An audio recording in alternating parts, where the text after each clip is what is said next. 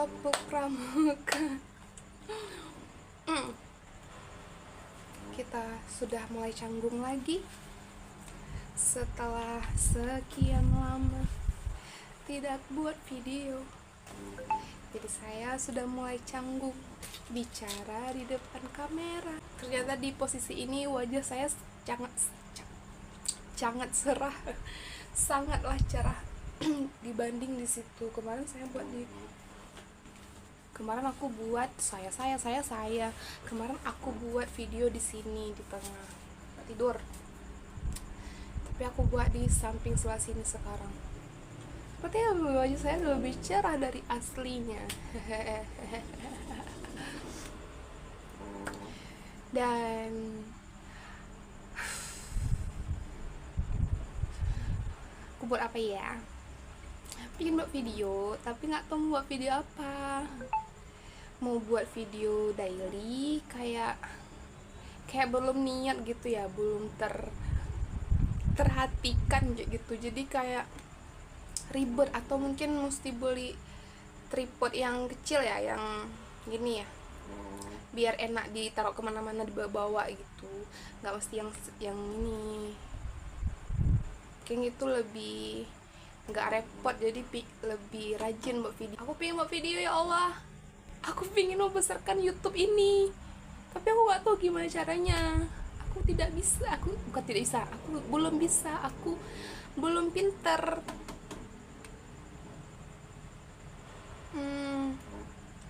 Aku pengen membesarkan YouTube ini, tapi saya tidak tahu bagaimana caranya.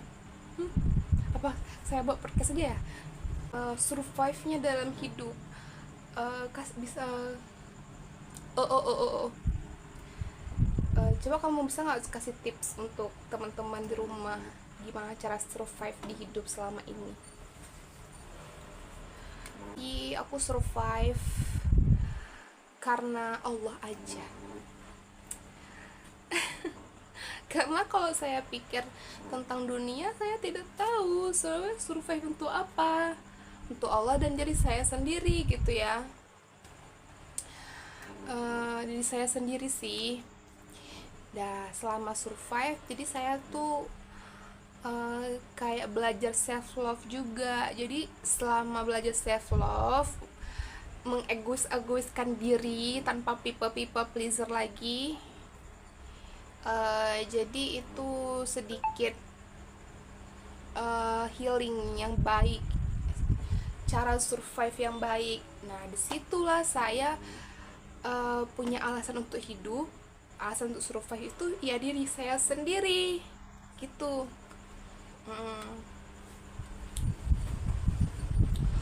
Oh iya bener juga sih. Kalau kalau kita punya tujuan untuk hidup, punya alasan untuk hidup tuh emang lebih berarti sih benernya, daripada kita bingung nih untuk apa, untuk siapa dan sebagainya. Udah sebagaimana hidupnya sampai perlu mesti perlu untuk apa, self love, untuk belajar self love.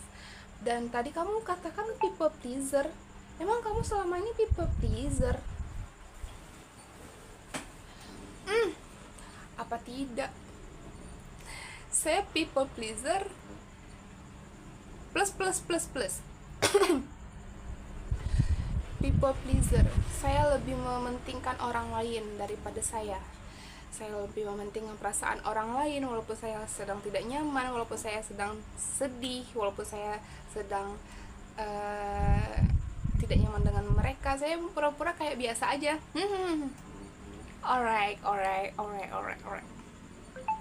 Atau misalnya dimintain pertolongan, ini, oh iya bentar. Padahal saya lagi pusing, seperti itu. Atau dan lain-lain gitu. Kayak dulu tuh kayak nggak suka orang lihat aku itu, kayak aku tuh nggak pingin orang lain tuh lihat aku tuh dalam hal yang sedih atau dalam hal yang lemah gitu. Aku tidak suka, walaupun sebenarnya saya terlihat lemah karena apa, saya kecil, petit, dan saya imut gitu ya. Jadi sangka orang tuh aku lemah sekali, dan saya pura-pura kuat. saya pura-pura kuat. Jadi itu gara-gara pura-pura saya pura-pura kuat, makanya saya teridentifikasi people pleaser. Takdir saya yang Tuhan kasih itu untuk belajar keadaan dunia dengan takdir. Nah, dikasih setiap umur dikasih terus ujian. So jadi dulu saya tidak kayak wah kenapa sih terus sekarang tuh jadi kayak oke, belajar. Kenapa belajar? Untuk bantu orang penting. Kenapa? Karena emang tidak enak kalau tidak ada yang bantu, itu tidak enak. Jadi kenapa? Jadi usahain untuk tetap ada untuk orang lain, tetap tulus untuk orang lain gitu, pikirnya gitu. Nah, tapi juga mesti mikirin tentang diri sendiri juga. Nggak semua orang mesti ditolong, nggak semua orang mesti direspek, atau nggak semua orang mesti dimaafin harus kayak gitu ya. Nggak semua orang harus di ramah tamahin gitu. Kadang ada orang yang tidak mau diramah tamahin, entah kenapa, entah apa salah kita gitu, kita tidak tahu. Mungkin emang lagi nggak mood aja gitu, ya udah biarin aja gitu ya. Jadi jangan nyerap energi setelah gitu. Seperti itu. Nah gitu. Jadi intinya sekarang jangan sok kuat, jangan sok tegar. Kalau nangis ya, bukan nangis mendrama ya, mendrama udah salah sendiri terus menangis biar apa? Biar orang mengasihani kita. Tidak seperti itu, seperti teringat seseorang gitu. Jadi kalau misalnya udah sedih, emang ada dikecewakan, atau emang lagi mengalami hal yang sulit, nangis, jangan ditahan, nangis. Kenapa nangis tuh kayak bersih-bersih? Udah jangan ditahan please, karena kalau ditahan, emosinya ditahan aja, dipendam aja, nggak selesaikan. Nangis tuh salah satu cara untuk menyelesaikan masalah. Nangis itu salah satu cara untuk menyembuhkan pikiran. Nangis salah satu cara untuk mengurangi rasa sedih. Nangis ya, nangis. Kalau kita 1 hari sekali nangis tuh, jangan dipendam, jangan sok tegar. Kalau emang udah lelah, istirahat. Kalau udah lelah, istirahat. Kalau minta izin nggak dikasih, please, saya sudah lelah, saya mau istirahat sebentar, bilang seperti itu. Diam aja kayak orang sangat nggak apa-apa. Jangan ada nanti yang ngomong jangan bermendung nanti kesambet, orang istirahat. Nggak mesti selalu aktif mulutnya. Kadang ada juga orang yang bisa mati kalau nggak ada ngomong gitu ya, saking nggak ada bisa ngomong, nggak ada apa yang diomongnya lagi, dia bicarain tentang orang lain. Saya nggak tahu juga ya masalah mistis, tapi kalau misalnya emang mudah kesambet ya jangan bermendung juga ya. Saya tidak tahu itu caranya, tapi menurut saya kalau misalnya nggak tahu lah ya, nggak tahu itu masalah mistis, nggak tahu, ini masalah spiritual, masalah gitu lah ya. Dah, jadi gitu. Tepuk tangan. Sel-sel tubuh kita juga ikut berperang. Gini loh, kalau kita lagi sedih kan, ada nggak pernah tahu kalau kita lagi sedih, sel-sel wajah kita nih ikut apa namanya, capek, nggak bu aja jatuh dari kulit gitu. Nah pas lagi stres nggak nangis, lihatlah wajahnya, alarm. Nah nggak tahu orang lain gimana ya, tapi kalau aku kalau emang lagi stres tapi aku nggak bisa nangis, itu kayak jadi kusam, terus kayak kering, terus kayak ada keriput, nggak tuh, pokoknya nggak bagus dia kalau lagi stres. Tapi kalau udah siap nangis, itu moisturizer terbaik sepanjang masa, nangis. Oke.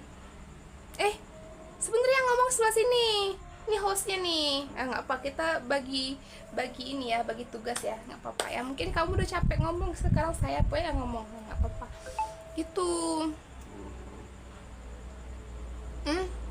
Dan dari kebanyakan penyakit bukan saya ngomong, tapi saya dari dengar dokter atau nasihat-nasihat dokter Gia juga bilang kayak gitu kan, dan nasihat-nasihat yang lain lah. Kebanyakan penyakit itu berasal dari apa? Dari pikiran, dari stres. So, tadi baru aja saya lihat postingan Bang Yardi apa nggak tuh, pokoknya Bang tuh lah. Katanya gini, sebanyak apapun buku kita baca motivasi sana sini tapi kalau misalnya emang lingkungan yang nggak bisa ditolong ya, tahu nggak, lingkungan yang nggak bisa ditolong, lingkungan toksik, entah bergosip, apa tuh, entah lingkungan bergosip, lingkungan yang bentar-bentar kayak dia tuh kenapa ya, dia tuh gitu, atau enggak bukannya mudah inilah, mudah negative vibes gitu,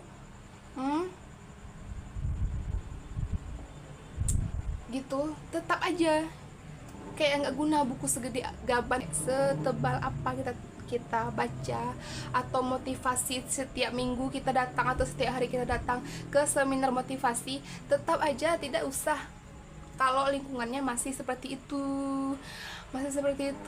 Jangan mencoba jadi kaporit untuk membersihkan air yang kotor. Tidak, jangan ngorbanin diri ya. Mungkin emang ada orang-orang yang jadi bersih lingkungan, mungkin emang ada, tapi kalau emang kamunya nggak sanggup, jangan. Ya udah, kayak sadar diri aja, ya udah kayaknya aku nggak sanggup lah, aku harus kabur dari lingkungan ini, seperti itu. Tapi kalau emang lingkungan tempat cari rezeki di situ nggak bisa belum bisa diubah, minimal kasih waktu untuk diri sendiri, atau kasih waktu untuk diri sendiri, me time, untuk istirahat total tanpa mikirin apapun selain diri sendiri. Gitu ya sih. Istirahat tuh kayak bersih pas pulang atau apa, istirahat gitu, bersih dari semua vibes buruk di dunia ini. Aku bersih karena frekuensi tubuh kita nih ngikut masuk ke sel-sel, jadi sel kita tuh ngikut, oh frekuensinya seperti ini, hormon yang mesti kita keluarin seperti ini. Contohnya kalau kamu lagi takut, di tiba-tiba mencret gitu, hormon pencernaannya kayak ini lagi apa, nggak tahu aku kayak jelasannya ya, pokoknya ya gitu aja, berpengaruh guys, nggak cuman takut aja tapi nggak berpengaruh sama tubuh, pengaruh ya. Gitu.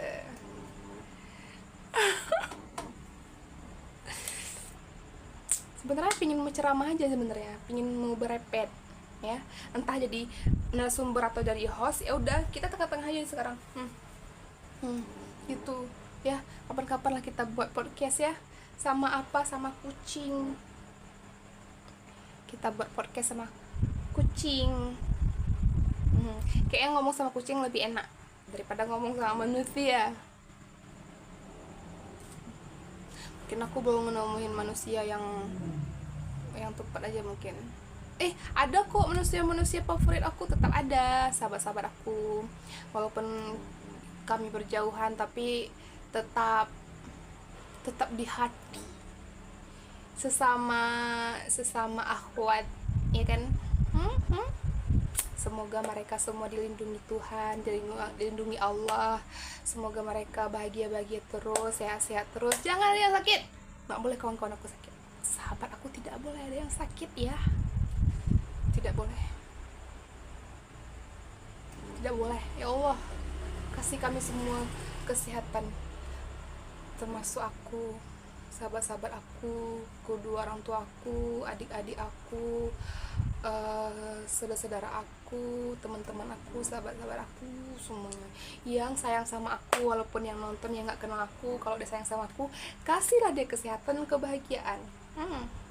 Yaudahlah gitu aja lah, udah 17 menit dari awalnya makan tomat. Makan tomat teringat apa? Teringat Taeyong. Tapi Taeyong dia makannya tomat cherry. Sering kali kalau lagi live makan tomat cherry. Aku makan tomat besar ya, sama aja tomat ya kan, nggak apa-apa, yang penting vitaminnya. Tapi kayaknya lebih enak kalau baca tadi kan kayak sambil kayak ngemil-ngemil gitu kan, nggak gede kalau kayak tadi gitu. Dah sampai 20 menit. Assalamualaikum warahmatullahi wabarakatuh.